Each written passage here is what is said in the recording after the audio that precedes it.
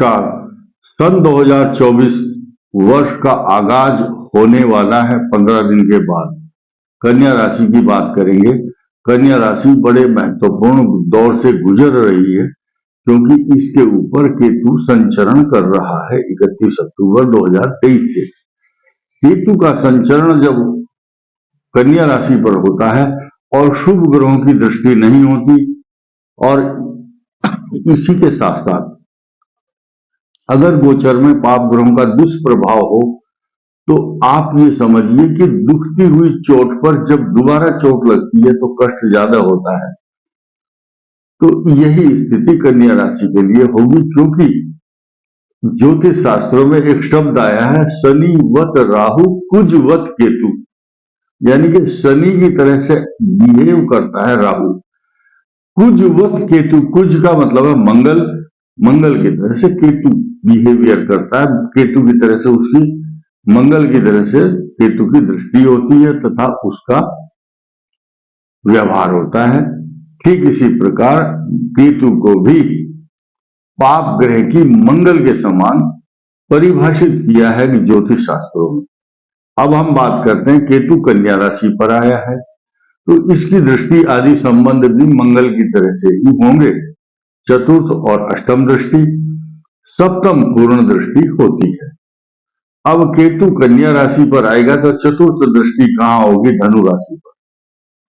वहां पर अभी इसी ठीक कल 2023 16 नवंबर से सूर्य वहां पर गोचर कर रहे होंगे।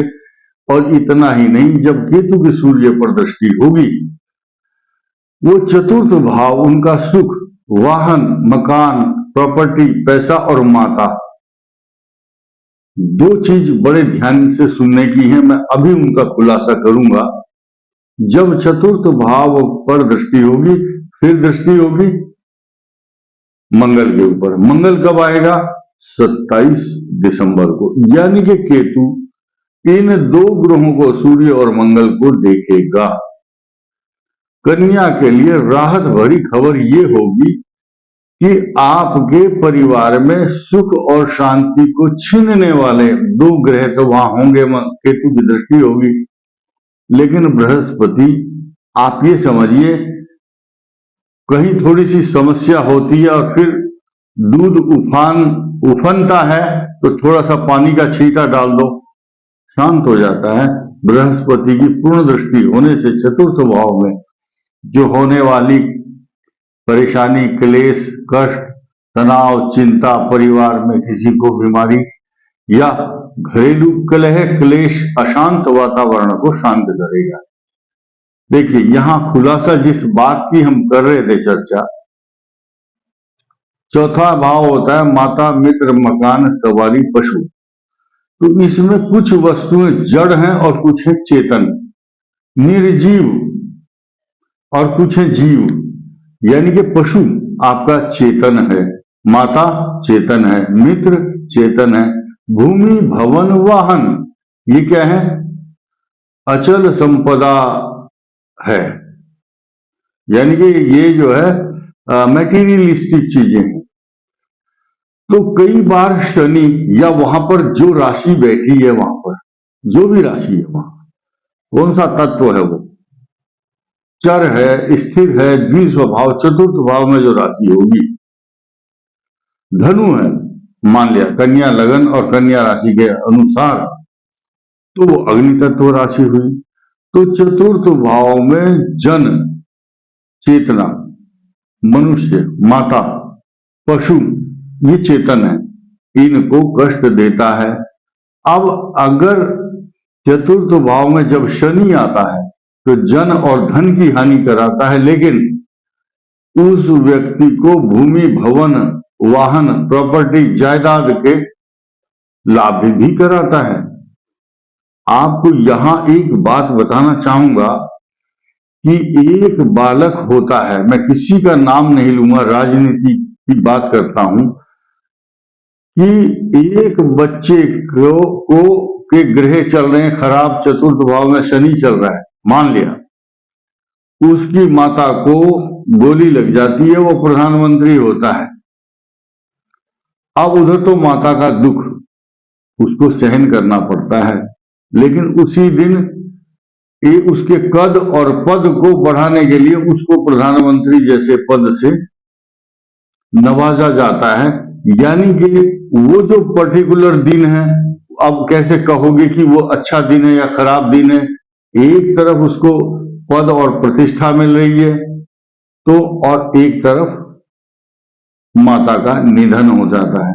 तो जन कुछ चतुर्थ भाव में जब कष्ट आएगा तो कष्ट देगा उसके चेतन जो भी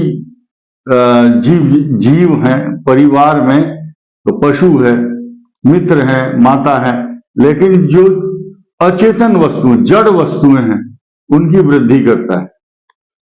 ये विश्लेषण छोटा सा मैंने सोचा आप लोगों की नॉलेज में जरूर आना चाहिए, ताकि आप उसको अच्छी तरह से एनालिसिस कर सकें, उसका विश्लेषण कर सकते हैं, उसकी इंपॉर्टेंस को समझ सकते हैं।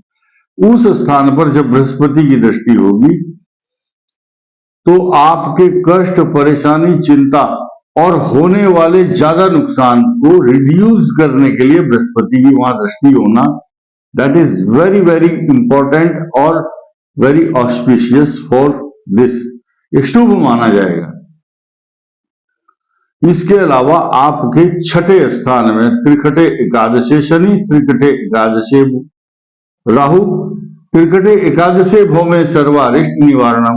कन्या राशि के लिए जब छठे भाव में अकेला ही शनि इतना मजबूत, इतना प्रबल होकर के बैठा है, जैसे कि शेर के बच्चे को देख करके हाथियों के झुंड के समूह भाग जाते हैं, या हिरण के जो समूह आ रहा है एक अकेले बच्चे को देखकर भागता है, ठीक इसी प्रकार शश योग बना करके, शश का मतलब होता है शासन करने वाला योग, अकेला ही शनि छठे भाव में जैसे कि अंधकार भाग जाता है सूर्य को देखते ही, ऐसे दुख, कष्ट, क्लेश, चिंता, परेशानी, तनाव सब भाग जाते हैं।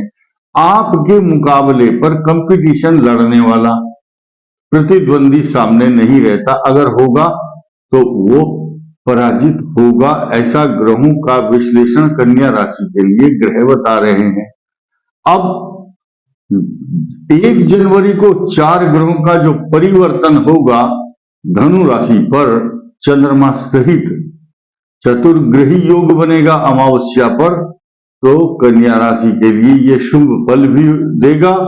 आपको दाम्पत्य जीवन को ठीक रखने के लिए कुछ उपाय, कुछ नम्र स्वभाव, कुछ अच्छी चीजें, कुछ सकारात्मक भाव, प्रेम और सौहार्द का सामंजस्यपूर्ण वातावरण, अच्छे शब्दों को मुखारविंद से प्रस्फुटित करना, अलंकृत करना दूसरों को सम्मान के साथ, तब आपके लिए शांति का समय रहेगा।